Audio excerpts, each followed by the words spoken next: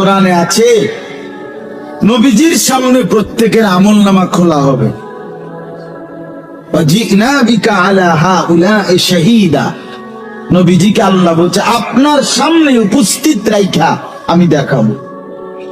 নবীজি আমলনামা দেখে আল্লাহর নবী জিজ্ঞেস করবে উম্মত এটা কি? উম্মত দিনের পর দিন ফজরের নামাজ কোথায়, জোহরের নামাজ কোথায়? উম্মত 30 বছরের ব্যবসার মধ্যে একটা হালাল নাই। সুদের এত টাকা দরকার, ঘুষের এত টাকা দরকার।